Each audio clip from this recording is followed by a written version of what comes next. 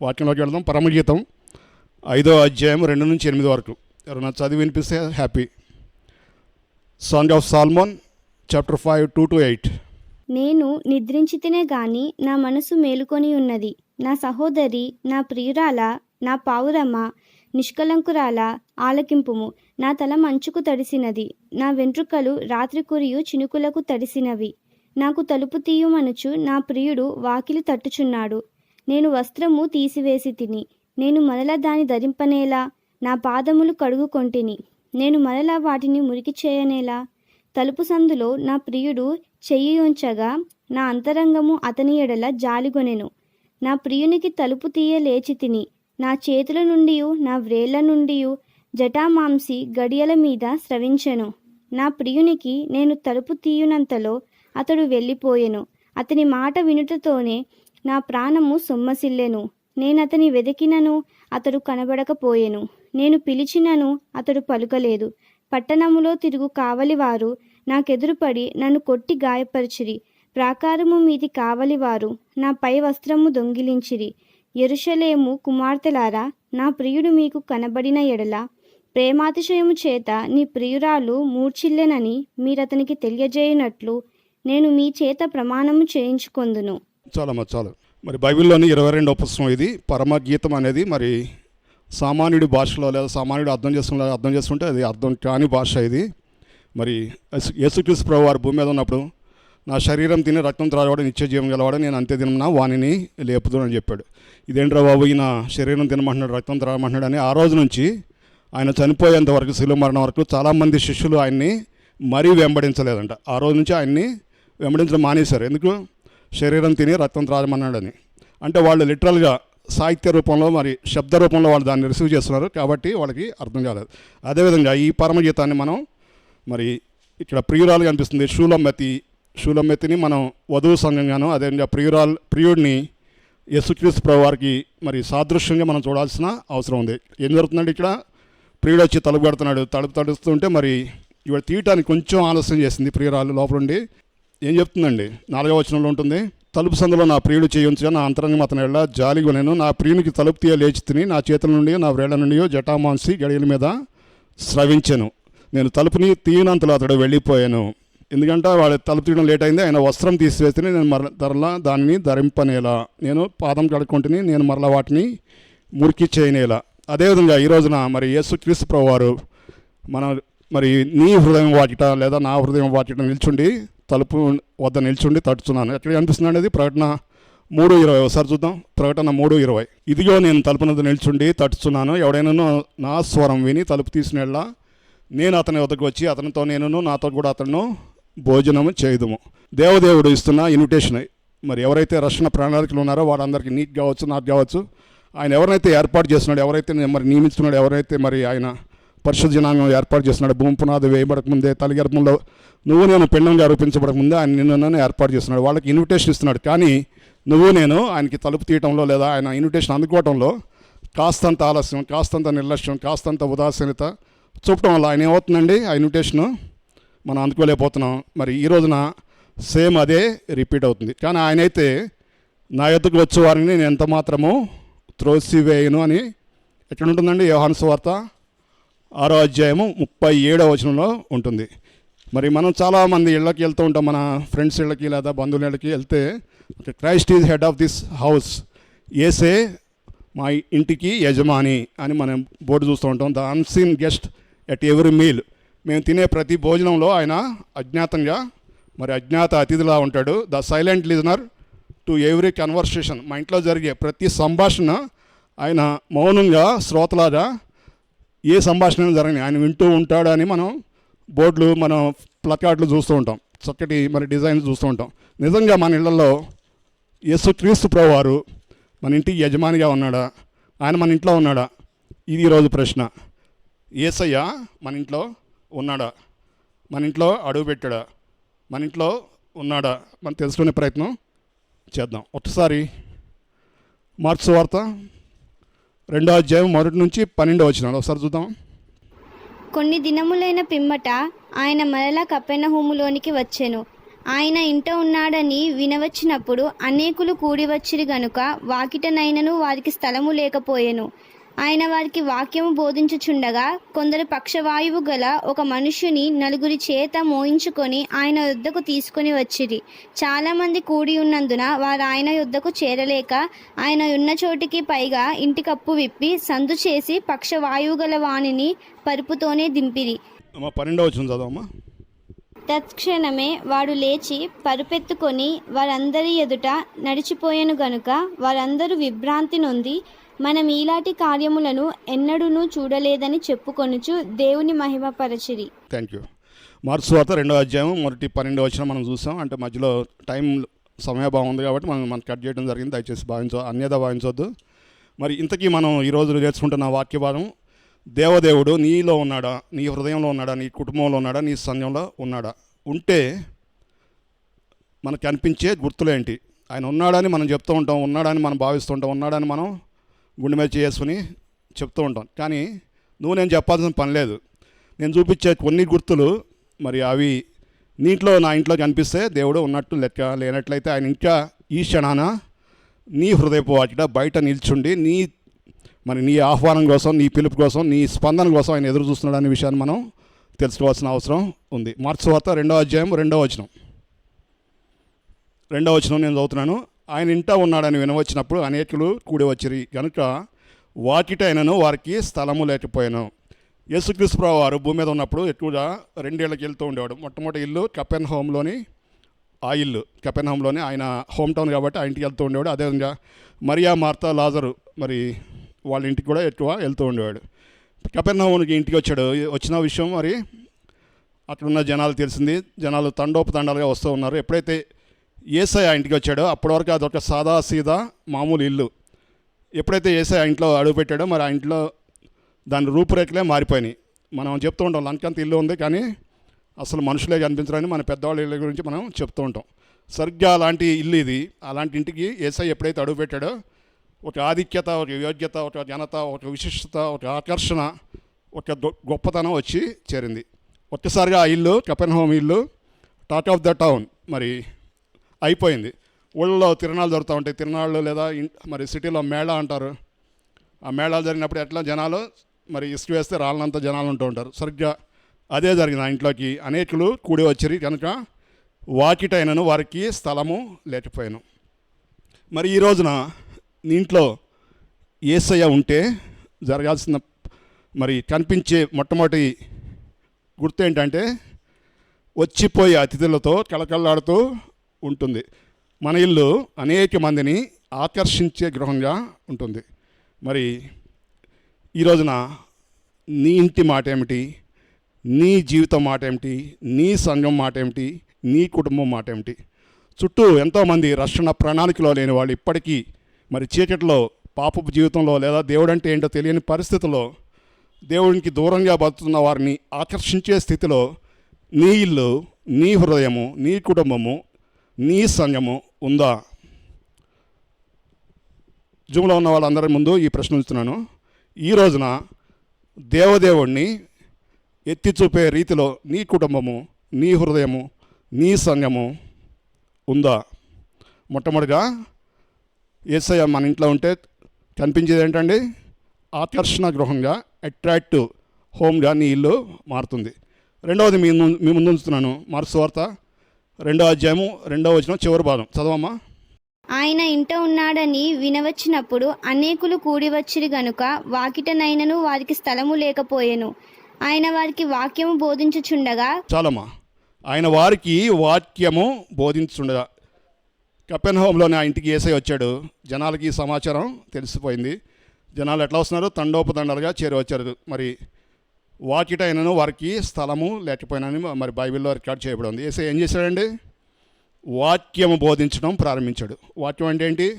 పరమ తండ్రి, సర్వ సృష్టికర్త, నిన్ను నన్ను సృష్టించిన దేవుని మాట, జీవవాక్యం, సజీవ వాక్యం, దేవుని వాక్యం. అదే మన పట్ల ఆయన చిత్తం, అదే మన పట్ల ఆయన సంకల్పం, అదే మన పట్ల ఆయన ప్రణాళిక. ఇంకా చెప్పాలంటే నీ వాక్యము ఏమని ఉంటుందండి? నా పాదములకు దీపమును, నా త్రోవకు వెలుగునై ఉన్నది.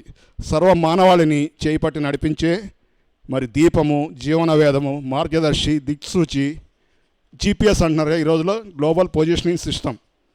మరి నిన్ను నన్ను జీవితంలో చేయి పట్టి నడిపించేది ఏంటండి? దేవుని వాక్యమే. కీర్తన గ్రంథం, కీర్తన 119, 49, 50 ఒకసారి చూద్దాం. సామ్ 119, 49 and 50. నీ సేవకునికి దయచేయబడిన మాట జ్ఞాపకము చేసుకొనుము, దాని వలన నీవు నాకు నిరీక్షణ పుట్టించి ఉన్నావు. నీ వాక్యము నన్ను బ్రతికించి ఉన్నది, నా బాధలో ఇదే నాకు నెమ్మది కలిగించుచున్నది. దావీదు కీర్తనగాడు, మరి దేవుని హృదయానుసరుడైన దావీదు మాట్లాడుతున్న మాట, నీ వాక్యము నన్ను బ్రతికించి ఉన్నది, నా బాధలో ఇదే నాకు నెమ్మది కలిగించినది. నీకు నాకు కావాల్సిన జీవితాన్ని ఇచ్చేది, మరి రోజువారీ జీవితంలో ఎదురయ్యే కష్టాలు, కన్నీళ్ళు, నష్టాలు, బాధలు, మరి వాటన్నిటి నుంచి కావాల్సిన విముక్తిని, స్వాంతను, ఓదార్పును ఇచ్చి నిన్ను మామూలు మనిషిగా, మరి సజీవుడిగా లేదా మరి సాదాసీదా మనిషిగా నిన్ను నిలబెట్టేది, నిన్ను నన్ను నిలబెట్టేది ఏంటండి? దేవుని వాక్యమే. ఇలాంటి వాక్యం నీ ఇంటి నుంచి వినిపించబడుతుంది ఎప్పుడండి? యేసయ్య నీ ఇంట్లో అడుగు పెడితే. మరి ప్రేక్షకులు కావచ్చు, శ్రోతలు కావచ్చు, నీ ఇంటికి వచ్చి అతిథులు కావచ్చు, లేదా దూరాన్ని నుంచి మరి లీలగా నీ ఇంట్లోంచి వినిపించే మాటలు విన్నవాళ్ళకు కావచ్చు, వాళ్ళందరికీ ఆ మాటలు వినిపిస్తాయి. వారి జీవితాలు ఆ మరుక్షణమే మారిపోతాయి. మరి నీ ఇంట్లోంచి ఈ రోజున ఎలాంటి మాటలు వినిపిస్తున్నాయి? నువ్వు మాట్లాడే మాటలు, నీ ఇంట్లో వాళ్ళు మాట్లాడే మాటలు, లేదా రేడియో, మొబైల్ ఫోన్స్, లేదా ఇంకా టీవీ కావచ్చు, ఇంకా వాటి నుంచి ఎలాంటి మాటలు నీ ఇంటి పక్క వాళ్ళకి వినిపిస్తున్నాయి? ఎలాంటి మాటలు వినిపిస్తున్నాయి? ఎఫ్ఎస్సి 5:3-5 మధ్యలో మనం చూస్తే, మీరు బూతులైనను, పోకిరి మాటలైనను, సరసోక్తులైనను ఉచ్చరింపకూడదు, ఇవి మీకు తగవు అని బైబిల్ గ్రంథం స్పష్టంగా చెప్తుంది. మరి నీ ఇంట్లోంచి వినిపించాల్సిన మాట ఎల్లవేళలా దేవునికి కృతజ్ఞత వచనం. నువ్వు ఎలాంటి పరిస్థితులు గుండా ముందుకు వెళ్తున్నా కానీ దేవా థ్యాంక్స్. ఆ విషయంలో నేను నా తల్లిని, అంటే మన BPF రథసారథి మరి శాంతకుమార్ గారి అక్కని శ్రీమతి షారా గ్రేస్ సమాజం అంటారు, ఆవిడని జ్ఞాపకం చేసుకోవాలి. ఆవిడ ఏది జరిగినా కానీ దేవా స్తోత్రం, దేవా తండ్రి స్తోత్రం అనేది ఆ మాట ఇప్పటికీ ఆ చెవిలో అది రికార్డ్ అవుతూనే ఉంటుంది.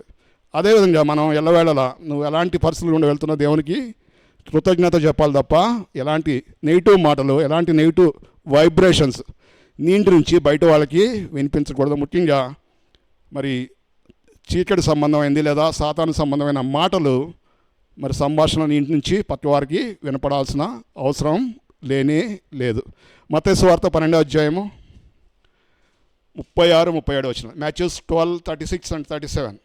నేను మీతో చెప్పునదేమనగా, మనుషులు పలుకు వ్యర్థమైన ప్రతి మాటను గూర్చియు విమర్శ దినమున లెక్క చెప్పవలసి ఉండును. నీ మాటలను బట్టి నీతిమంతుడవని తీర్పు నొందుదువు, నీ మాటలను బట్టియే అపరాధివని తీర్పు నొందుదువు. చాలండి. నువ్వు నేను నీతిమంతుడవా లేదా అపరాధివా అని జడ్జిమెంట్ ఎట్లా తెలుస్తుందండి? నువ్వు నేను మాట్లాడే మాటలను బట్టే.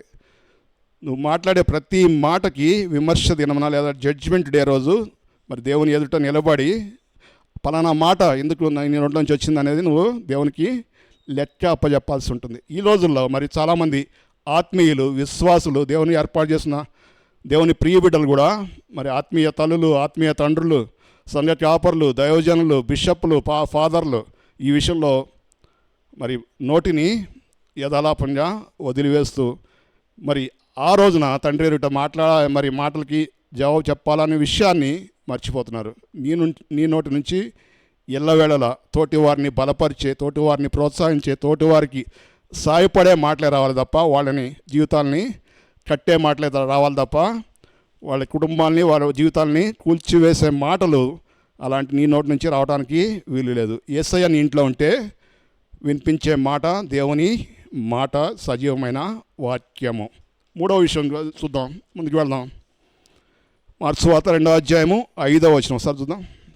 యేసు వారి విశ్వాసము చూచి, చాలమ్మా చాలు. యేసు వారి విశ్వాసము చూచి ఏం చూశాడండి? విశ్వాసాన్ని యేసయ్య చూశాడంట. ఎలాగ అనిపిస్తుంది విశ్వాసం? నిన్ను నన్ను ఏమంటారండి? బిలీవర్ అంటారు, విశ్వాస అంటారు. మరి విశ్వాసం ఎలాగ అనిపిస్తుంది? ఎలాగ అనిపిస్తుందండి? క్రియల ద్వారా.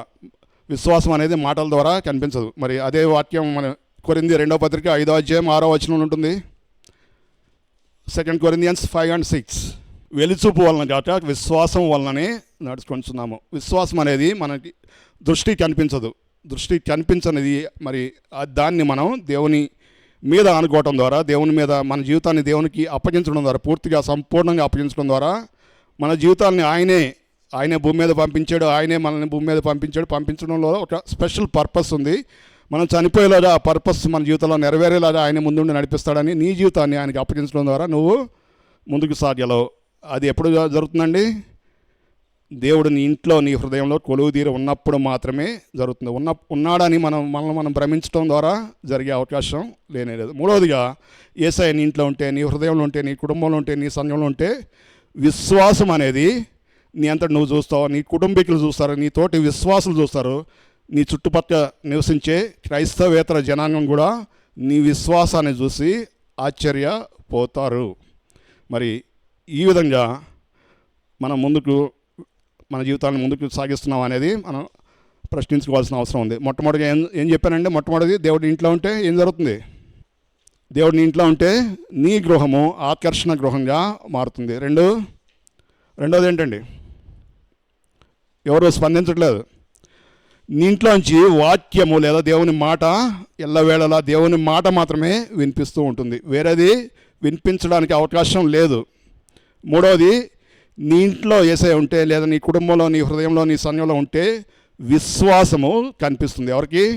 నీకు కనిపిస్తుంది, ఇంట్లో వాళ్ళకి కనిపిస్తుంది, నీ చుట్టుపక్కల వాళ్ళకి కనిపిస్తుంది, నీ చుట్టూ ఉన్న క్రైస్తవేతర జనాలకు కూడా విశ్వాసాన్ని వాళ్ళు చూడగలుగుతారు. నాలుగవది, పాపాలు క్షమించబడతాయి. పాప క్షమాపణ, రక్షణ లభిస్తుంది. మార్క్స్ వార్త 2వ అధ్యాయము 5వ వచనం.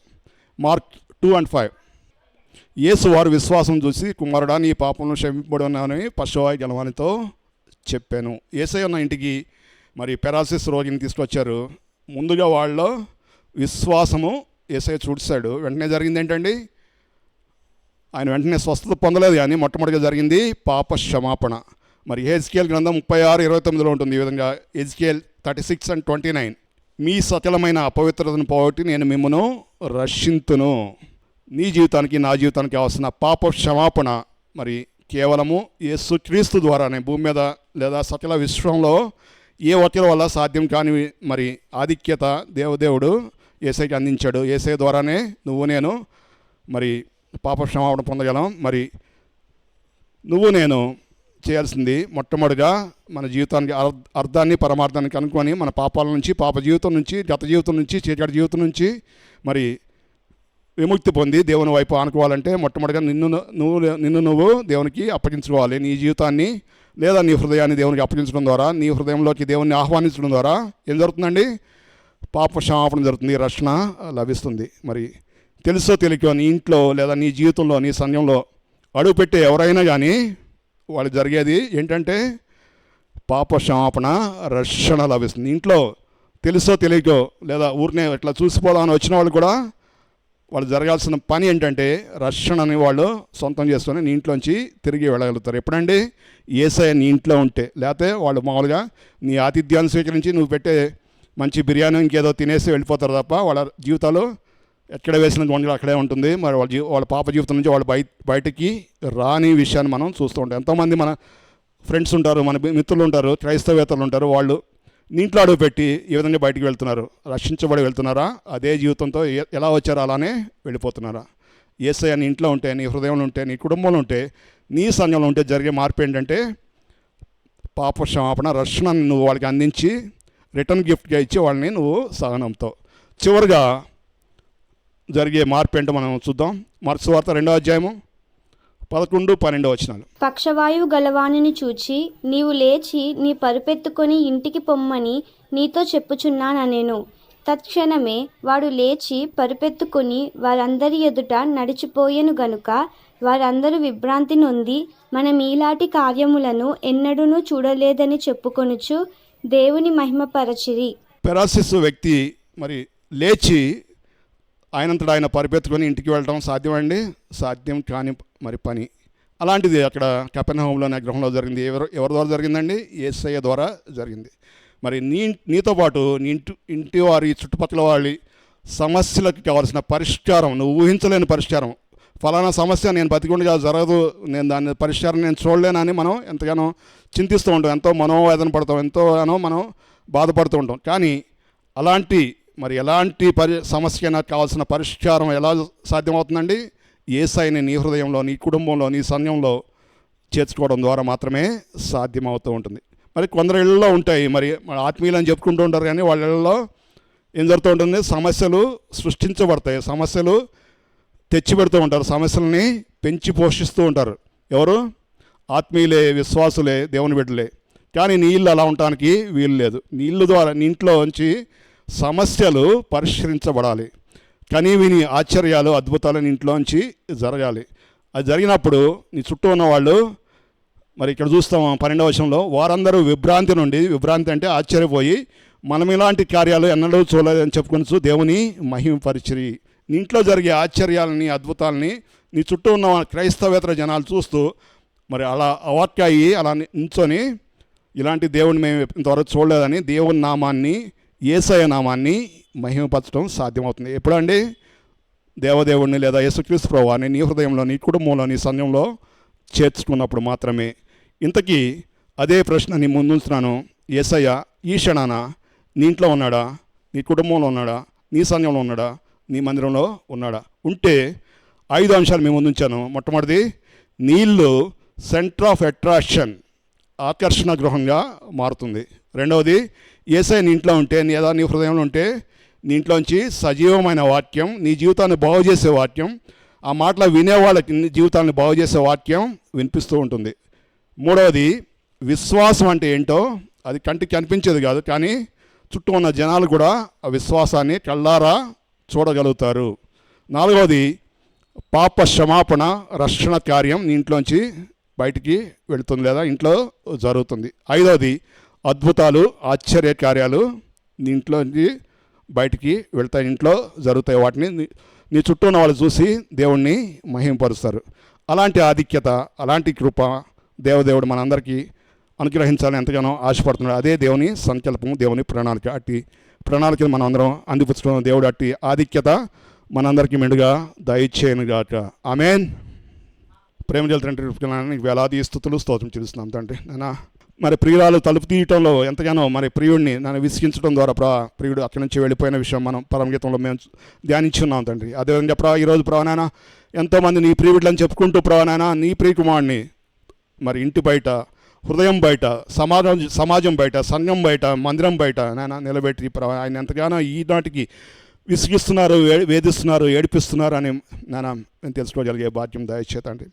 మేము చేయాల్సిన పని నాయన ఏమాత్రం ఆలస్యం చేయకుండా, ఏమాత్రం తడవ చేయకుండా, ఏమాత్రం జాగారం చేయకుండా నాయన నీ ప్రియుడిని మా హృదయంలోకి, మా కుటుంబంలోకి, మా సంఘంలోకి ఆహ్వానించి నాయన చుట్టూ ఉన్న ప్రజలకు మా ఆశీర్వాదాలు మాకు మాత్రమే పరిమితం చేసుకోకుండా నాయన చుట్టూ ఉన్న వారికి ఆకర్షణ గృహంగా, ఆశీర్వాద గృహంగా, దీవెన గృహంగా మా జీవితాలని, మా సంఘాలని, మా కుటుంబాలని కట్టుకునే అవకాశం దయచేయమని నాయన నీ ప్రియకుమారుడు అక్కడ ఆలస్యమైతే నాయన నీ ప్రియుడితో మరోసారి కలిసి నేను ధ్యానించే అవకాశం మాకు దయచేయమని నాయన చక్కటి పరిచయం చేస్తున్న ఆంటీని, కుటుంబాన్ని నాయన వెయ్యంతలుగా నాయన ఆశీర్వదించమని మా ప్రభువును ప్రియరక్షకుడైన యేసయ్య నామమున వేడుకొంచున్నాం తండ్రి.